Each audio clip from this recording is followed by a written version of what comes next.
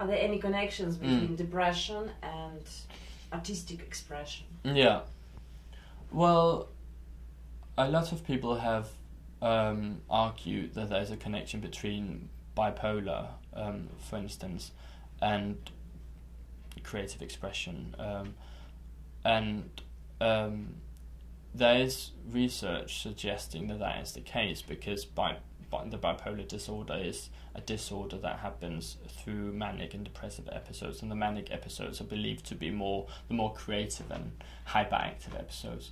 I think there's a danger in thinking about bipolar disorder in this way as well. I mean, it can easily become a very romanticized version of madness and a very romanticized version of mental illness. But definitely it is a popular discourse now. It is a very popular discourse that people like Lady Gaga, for instance, says that, she has her manic and depressive episodes, and that is very important in her creative writing and in producing music. And Stephen Fry has also talked about his bipolar disorder. It's also part of an older movement, and a kind of anti-psychiatry movement in the 60s and 70s, and the French philosopher Michel Foucault, who also argued that madness was just another form of freedom, of creativity that was outside of society, and that kind of that kind of idea, and the anti-psychiatry critique taken to an extreme, I think is dangerous, because it actually it does an injustice to people's experience of mental illness, and it also does an injustice to the health professionals who on a daily basis work with clients and patients and try to understand other human beings who are suffering a lot and who are trying to get well. So we cannot we cannot assume that people who are creative in different arts that are more likely to have one day mental problem. I think it's an assumption that a lot of people make, that artists and the artistic mind is a mind that is more susceptible to mental illness. I don't know if it's true. I would be wary of asserting that, because again it relies of an idea of mental illness which is quite romantic, and it's and to some artists who indeed do suffer from mental disorders or illnesses, that is in a way that can be a relief. It can be a part of alleviating stigma, to actually look at some of the more positive effects of mental illness. But the reality for many other people is that it's not a creative, it's not a fountain of creativity and artistic expression. But it's an interesting point. It's an interesting and it's an interesting idea that's circulating a lot in our society and in other societies as well, that we have this that with madness comes a certain type of artistic or genius. Do you think that we are responsible for our mental health? And if so, if it is so, what can we do? I would be wary of saying that we are responsible of our mental health. That is something that some therapies, want you to believe, and they rely on this idea that you have to take responsibility for your mental health, or at least to take responsibility for facing the problems in your life, and in that way overcoming mental health problems. But I think a lot of people feel responsible for their mental health, and that might have to do with the fact that in the society where we live, we conceptualize mental health as something located in the mind. It's personalistic. It's, it relates to the person rather than an external cause, right? So we have this almost comparison between physical disease and mental illness. And physical disease, it's no one's fault. Physical disease locates responsibility elsewhere, namely in the disease, in the virus, or in the tumor, or whatever you have. But with mental illness, the condition you're suffering from, the condition you're experiencing is much more complex, in the sense that we cannot easily locate any responsibility. And between 2003 and 2013, more than 18,000 people committed suicide. So we're talking about vast numbers. But it's important to realize also that suicide and self-harm are not mental illnesses themselves. They're linked to mental illness, and they can be, they're the effects of mental distress, rather than being a mental illness in themselves.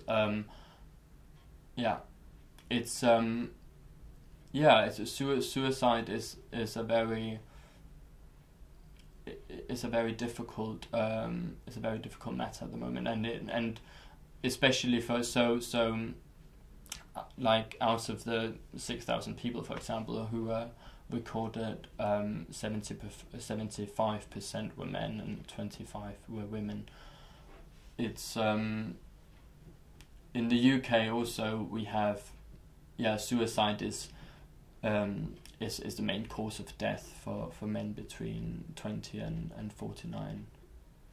A lot of teenagers, for instance, or adolescents and young people, have difficulties for various reasons to express themselves and to be able to confront or deal with their emotional trauma, for instance. And harming yourself is one way of allowing yourself to feel that pain and allowing yourself to release that pain. Again, this is one psychotherapeutic theory of self-harm, that self-harm is a way of releasing, it's a way of confronting pain. It's not actually about hiding, it's not about concealing the pain. That's a common conception of self-harm, but actually it's often a way of communicating pain, a way of coming to terms with pain. Having scars on your arms or whatever, that is, that's a clear mark of your suffering. So can we assume that those guys who have a lot of piercing, a lot of scars, that manifests like for beauty, in the reality they may express their pain? I think it's difficult to say from person to person, because everyone deals with mental distress in different ways, and some people might travel into the woods and escape for a couple of days, and some people might cut themselves. But obviously self-harm, because it's harm to your body. It seems to be such a drastic and such a terrifying act and violation of like on yourself. So I think that's why it's particularly like a particular cause of concern for health professionals when that happens. Can you please give example with the most recent case problem and how somebody would deal with it?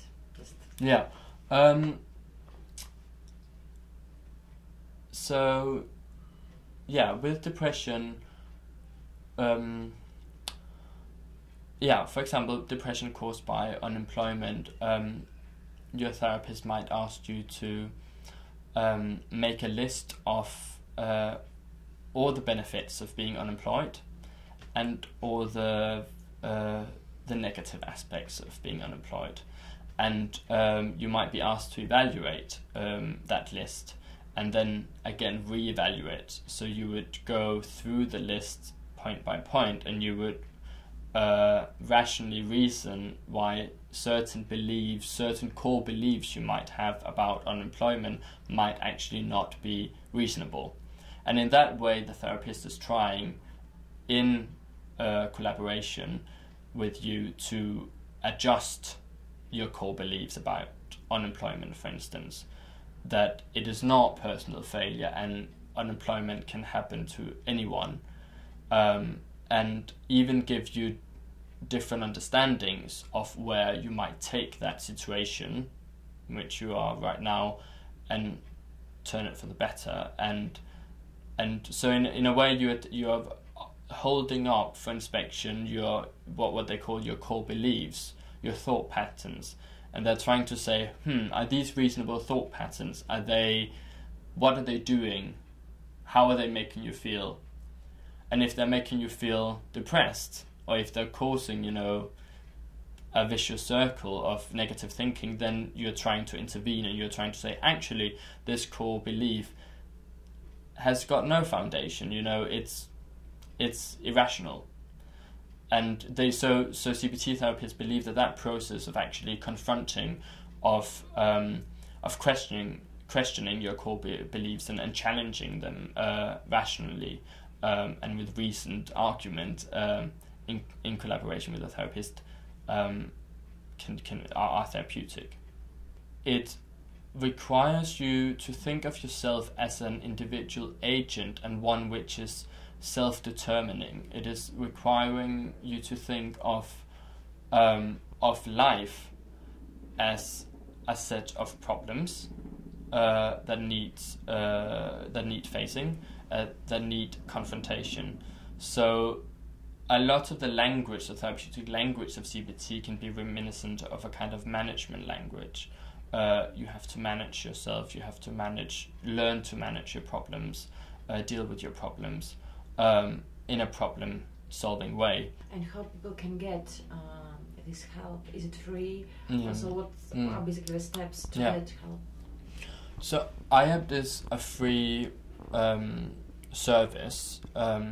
It is funded in part by the government, although most of the funding comes from through CCGs, which are clinical commissioning groups, and various funders and NHS trusts. It is a very large service now, so they provide cognitive behavior therapy, CBT, and it works through what's called a stepped care system. So you have various steps of intervention, and step 2, which is the one that 80% of most people receive, is guided self-help.